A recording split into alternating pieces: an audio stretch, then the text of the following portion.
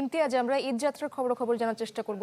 সদরঘাটে যাব, আমাদের সহকর্মী মুহাজির হক সেখানকার খবর রাখছেন। তিনি সদরঘাটে রয়েছেন। মুহাজির, আজকে আনুষ্ঠানিকভাবে ঈদ যাত্রার প্রথম দিন, কি অবস্থা দেখছেন? সাধারণ মানুষজনের ভিড় কেমন দেখছেন? বাড়তি ভাড়ার কোনো অভিযোগ পাচ্ছেন কিনা?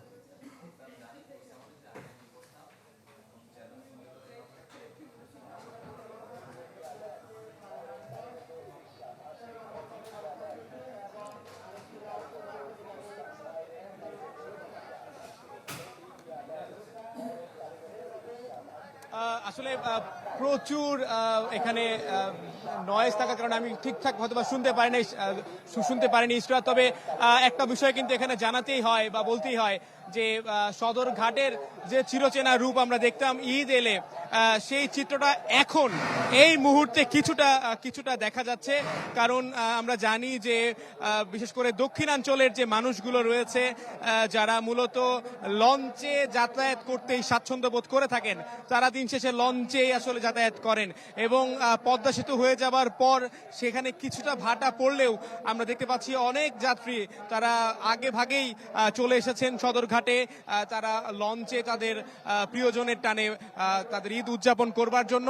আমি এখন যে জায়গাটায় আছি সেটা মূলত ভোলার যাত্রীরা এখান দিয়ে যাতায়াত করে থাকেন। এই পন্টুনে যারা রয়েছেন বেশিরভাগই ভোলাগামী, এবং সেখান থেকে সেই শুরু থেকে আমরা বরিশালের যারা যাত্রী রয়েছেন বা বরিশালের যারা মূলত যাতায়াত করে থাকেন, আমরা তাদেরকে দেখতে পেয়েছি। তাদেরও মোটামুটি একটা উপস্থিতি রয়েছে, তারা যাচ্ছেন। এবং সব মিলিয়ে এই সদরঘাট, বিশেষ করে সদরঘাটের যে আবহ আমরা দেখে থাকি বা সদরঘাট সম্পর্কে আমরা যেমনটা আসলে দেখেছি, সেই চিত্রটাই কিছুটা কম হলেও সন্ধ্যার পর সেই চাপটা কিছুটা বাড়ে। এবং সেখানে এবার নতুন করে যুক্ত হয়েছে, নতুন করে এখানে বিশেষ সেবা চালু করা হয়েছে। আগের মতো কুলি যে জটিলতা ছিল সেই জটিলতা নেই। এবং সব মিলিয়ে এখানে নৌপরিবহন মন্ত্রীও তারা পরিদর্শন করে গেছেন, এবং সব মিলিয়ে এখানকার যাতায়াত ব্যবস্থা এখন পর্যন্ত স্বস্তির রয়েছে। ইশরাত, ধন্যবাদ আপনাকে। অনেক ধন্যবাদ মুহাজির হক। ইশরাত, আপনার এলাকার খবর জানাচ্ছেন, ভোলায় যাবার খবর জানাচ্ছিলেন। এবার আমরা সড়ক পথের চিত্র দর্শক আপনাদের জানাতে চাই। গাজীপুরে রয়েছেন আমাদের সহকর্মী রফিকুল ইসলাম খান, এবং আরেক সহকর্মী রয়েছেন মহাখালীতে ইমতিয়াজ মাহফুজ। আমরা শুরুতেই মহাখালীতে যেতে চাই ইমতিয়াজ মাহফুজের কাছে। ইশরাত, যদি কোনো প্রশ্ন থাকে আপনার। মহাখালীর খবর জানাবেন ইমতিয়াজ। কি দেখতে পাচ্ছেন? মানুষের যাত্রা কেমন মনে হচ্ছে? নির্বিঘ্নে কি যাত্রা করতে পারছেন?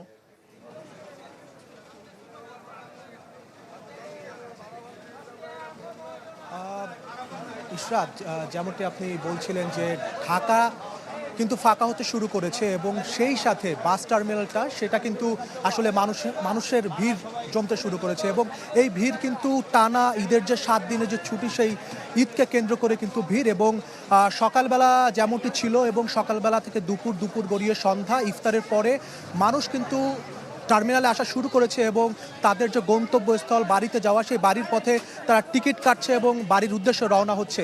এর আগে যারা হচ্ছে যে ঈদকে কেন্দ্র করে টিকিট কাটে না, তারা তাৎক্ষণিক এখানে টিকিট কাটছে। এবং মহাখালী বাস স্ট্যান্ড থেকে কিন্তু বলা যায় যে শরীয়তপুর, নেত্রকোনা, ময়মনসিংহ, এছাড়া হচ্ছে যে উত্তরবঙ্গের বগুড়া, এই দিকের টিকিট এখানে পাওয়া যায়। এবং এখানকার মানুষরা, টাঙ্গাইলের মানুষরা, তারা কিন্তু এখান থেকে আসলে তাদের বাড়ির উদ্দেশ্যে রওনা হয়। এখন পর্যন্ত আমরা যতটুকু জানতে পেরেছি যে এখানে কোনো ধরনের অতিরিক্ত ভাড়া সেটি কিন্তু নেওয়া হচ্ছে না। কিছু ক্ষেত্রে ছোট অভিযোগ পাওয়া যাচ্ছে। তাছাড়া এর পাশেই মহাখালী বাস স্ট্যান্ডের পাশেই নিরাপত্তা কর্মীদের একটি বুথ তৈরি করা হয়েছে। সেখানে 24 ঘন্টা তারা তদারকি করছে। একটু পরপর তারা বাস স্ট্যান্ডে বিভিন্ন স্থান ঘুরে দেখছে, যাতে কোনো ধরনের অতিরিক্ত ভাড়া কেউ আদায় করছে কিনা বা কোনো ধরনের আইন শৃঙ্খলা ভঙ্গ করছে কিনা। তাছাড়া এই যে ভিড়, বাস যাতে ভালো মতো যেতে পারে, যাতে কোনো ধরনের সমস্যা সৃষ্টি না হয়, সেই জন্য রাস্তায় অতিরিক্ত পুলিশ দেওয়া হয়েছে, যাতে কোনো ধরনের জ্যামের সৃষ্টি না হয়।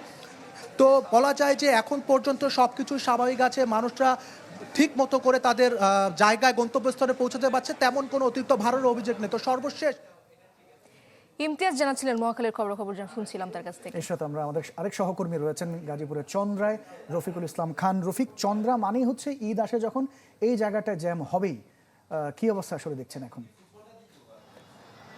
চায়ের কাপে সমাজ বদলের ঝর্ণা তুলে আগে গোছান নিজেকে। প্রিমিয়াম টাইটানিয়াম আলমিরা, গুছিয়ে ফেলুন জীবনটাকে।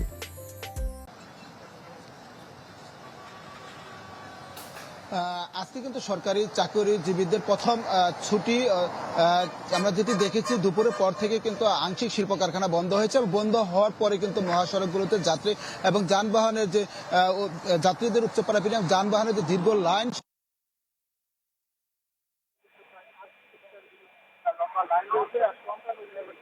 থেকে শফিপুর পর্যন্ত প্রায় 8 কিলোমিটার জুড়ে লম্বা লাইন রয়েছে। আর চন্দ্রা নবীনগর যে সড়কটি রয়েছে সেই সড়কে কিন্তু চন্দ্রা থেকে কবিরপুর পর্যন্ত প্রায় 5 কিলোমিটার জুড়ে লম্বা সারি রয়েছে। তো কিছুক্ষণ আগে আসলে ইফতারের সময় ছিল, সেই সময় যে এখানে চন্দ্রা মোড়ে নিয়োজিত ছিল যানজট নিরসনে পুলিশ সদস্যরা, তারা একটু ঢিল দিয়েছিল গাড়ি চলাচলের জন্য তাদের যে ডিউটি করতে।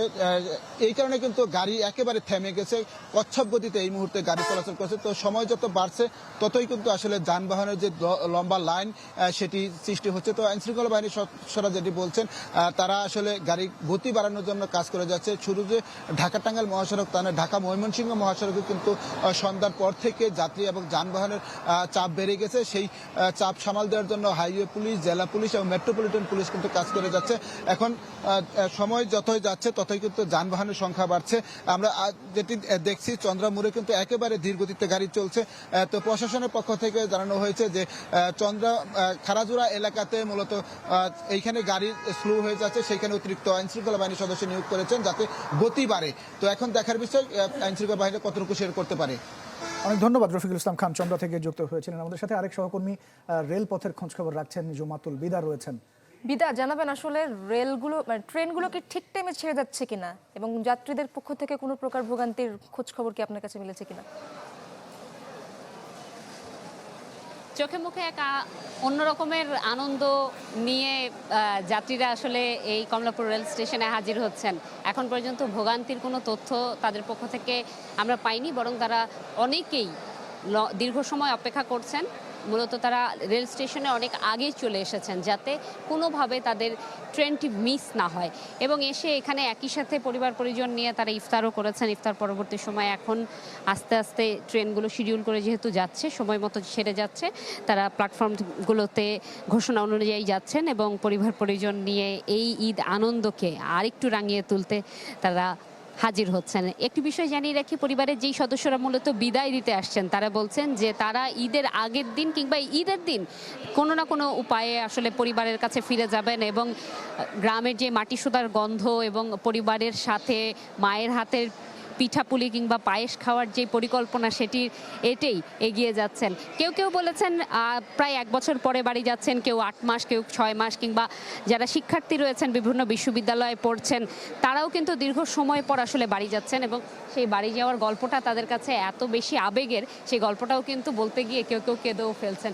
সেই অনুভূতি আসলে ভাষায় ব্যাখ্যা করা খুবই কঠিন। একটু জানিয়ে রাখি, আজকে শুধুমাত্র যে মায়ের টানে বাড়ি যাচ্ছেন মানুষ তা নয়, ফিরতি টিকিটেরও আজকে কিন্তু ছিল এবং পশ্চিমবঙ্গ অর্থাৎ পশ্চিমের এবং পূর্বের যেই টিকিট বিক্রি সেটিও কিন্তু আজকে সারাদিন চলেছে। এই ছিল আমার কাছে এখান থেকে সর্বশেষ। অনেক ধন্যবাদ জুমাতুল বিদা আমাদের সাথে যুক্ত হয়েছেন। ইরশাদ, দেশের ঢাকার বিভিন্ন প্রান্ত থেকে সড়ক, নৌ এবং রেলপথের খোঁজ খবর আমাদের সহকর্মীরা জানাচ্ছিলেন।